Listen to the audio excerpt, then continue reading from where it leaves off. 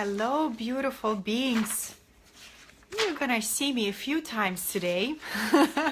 Feel inspired to share with you one key idea that I'm contemplating this week. Let me get comfortable while you're logging in. And all about letting go, and a specific thing that to let go of this week. Let's see who is joining. Hi, you guys. I'm Katerina Satori. I'm on Facebook a lot, just sharing the insights, sharing with you the lessons that I get on the path. And you guys, this theme of letting go, what is it we're letting go when we awaken? Beside the limiting beliefs, beside the relationship that don't serve us, right? We're also letting go of inessential. And that's what I've been contemplating the last few days, you guys. What is inessential in my life that weighs me down?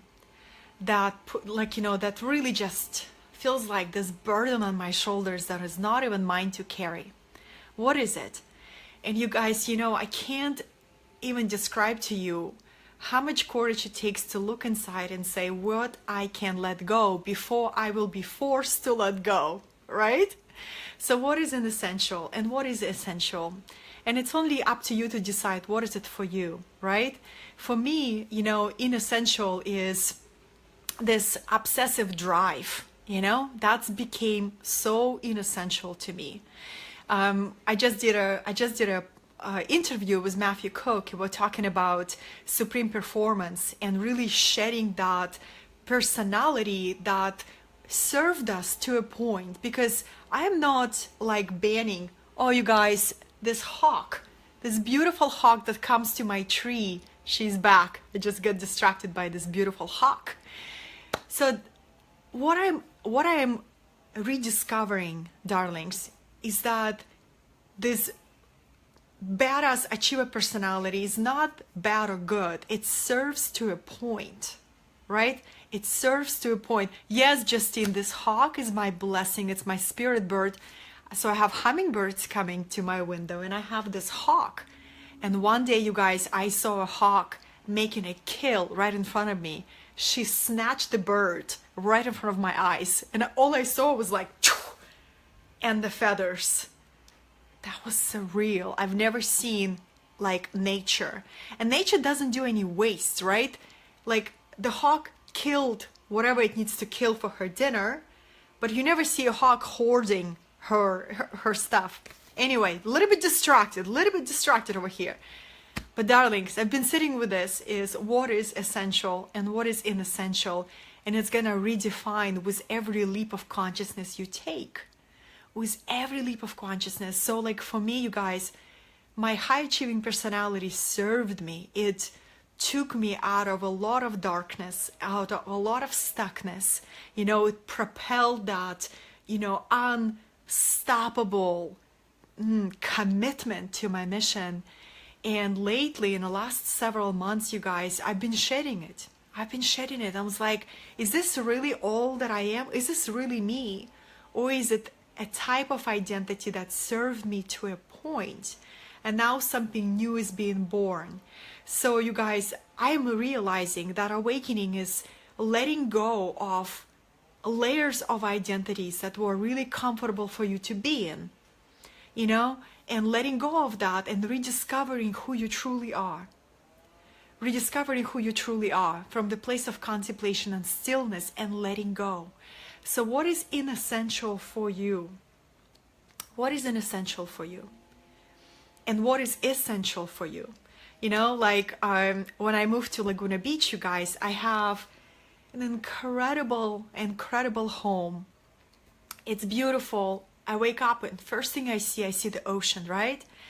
And this what brings me joy, that feeds my creativity, that feeds my soul, right?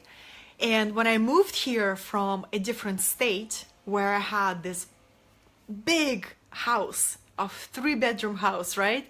And that was inessential. I've accumulated a lot of stuff that I didn't really enjoy. So when I decided to let go of inessential, I let go of 80% of what I owned. I just freed myself. And I moved to Laguna at a smaller place, but with this incredible view. So what is essential? To me, inspiring view is essential. You know, letting go of all possessions that became inessential, that stopped representing who I truly am. That was really liberating. So with every leap of consciousness, you discover what's truly essential for you, not for me, but for you. And I think it's a really beautiful process because you become lighter. You know, you become lighter. And then you also realize how good it feels to have your life balanced, you know, to have your accounts settled. And I just use this metaphorically, right? But not to accumulate unfinished conversations, not to accumulate unfinished promises, right? Like really become so present to, okay, what is unfinished in my life? And what is needed to be let go? And how can I simplify my life? How can I walk this life in simplicity? So you guys, the theme of simplicity has been also very strong.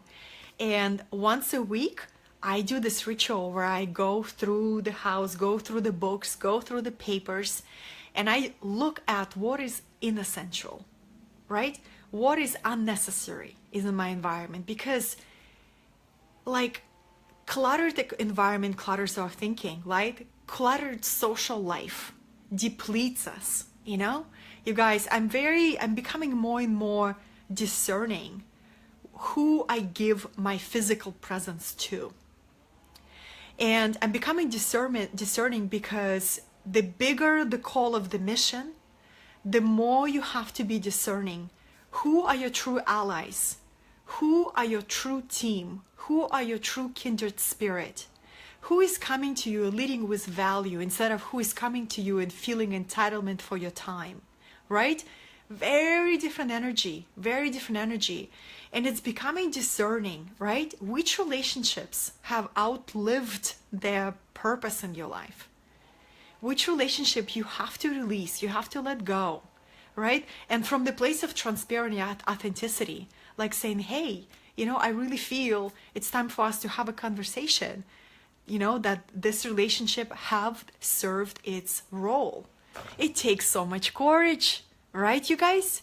It's much easier to have unfinished relationships, unfinished conversation. It's much easier to drag things around, but that's what dragging our energy. Just something to contemplate, you know, letting go of inessential, coming back to simplicity and tranquility of life. And how do we arrive there? By creating a lot of space in our life, a lot of space, a lot of hours that are not filled. You know, you guys, sometimes I keep my calendar intentionally very open, you know, because I live guided by spirit. I live guided by, okay, what is next? Being fearlessly present to this moment. You know, my daily prayers, what is next? Spirit, where do you lead me next? You know, and it's coming from a person who always had her calendar booked to the brim. I don't do this anymore. You know, I give space for inspiration, for the spirit to move me to the next thing, next thing, next thing. And it's a very playful way to live, darlings. You can experiment. Have one day where you have nothing planned. Just one day. And then you'll enjoy it so much, you're going to create like every morning is nothing planned. You know, where you just allow yourself to tap into universal flow. It's so playful, so fun, and you'll realize the things that are meant for you, they will always find the way to you. You don't have to chase them. You don't have to chase them, darlings. You know, but when you commit to really growing from deep inside and cultivating your inner life, your outer life will expand naturally because it just matches, right? Simplify, let go of an essential, you know, find one thing, one area that is very cluttered in your life. Maybe it could be emotional clutter, you know, emotional clutter, or maybe it's spiritual clutter.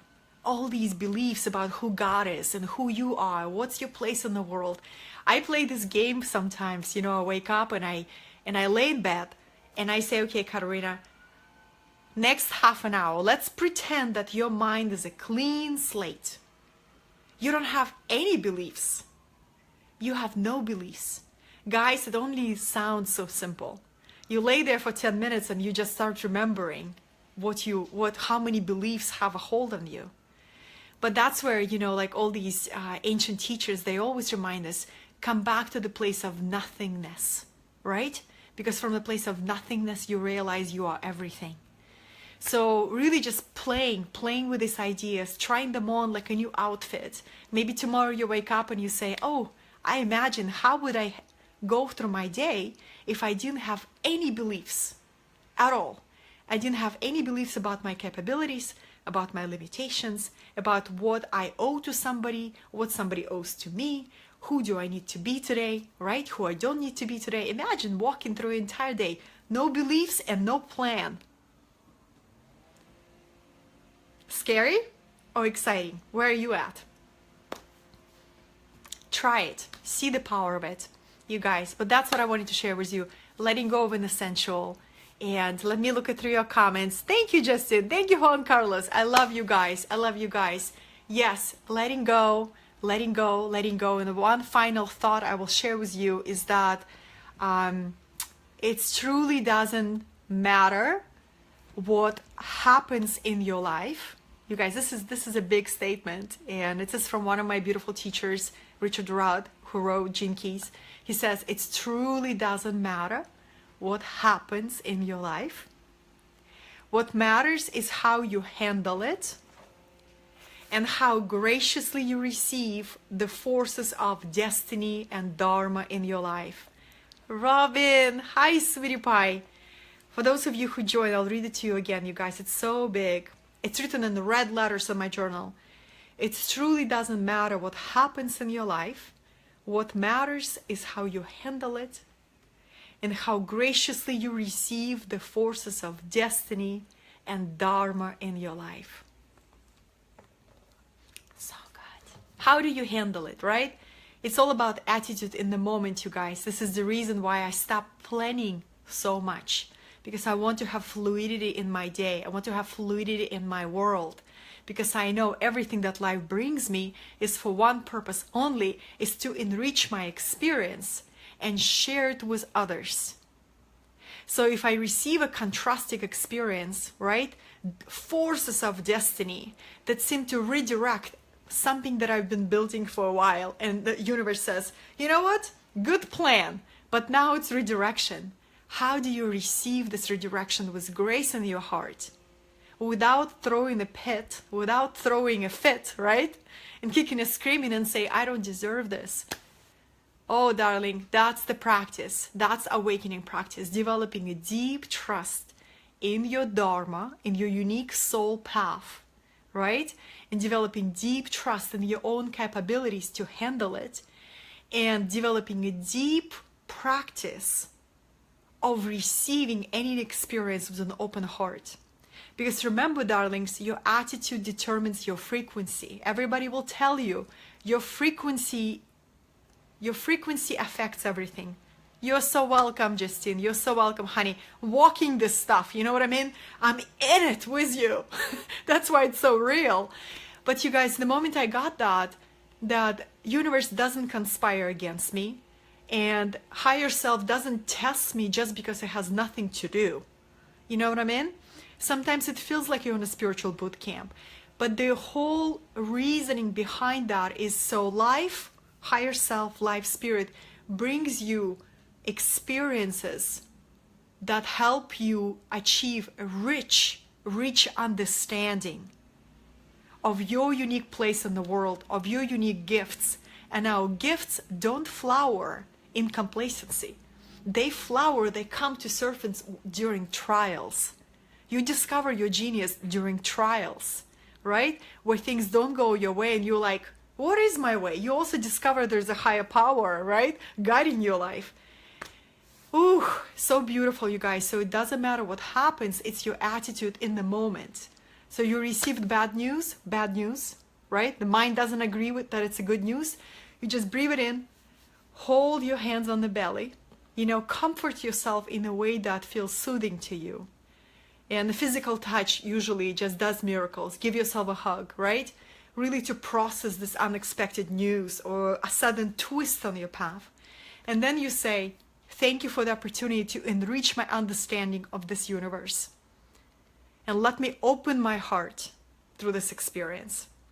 And let me let go of my plan. Let me let go of my agenda. Let me go of an idea of who I am and why I'm here. So, you know how Zen teachers always teach us, be the empty cup.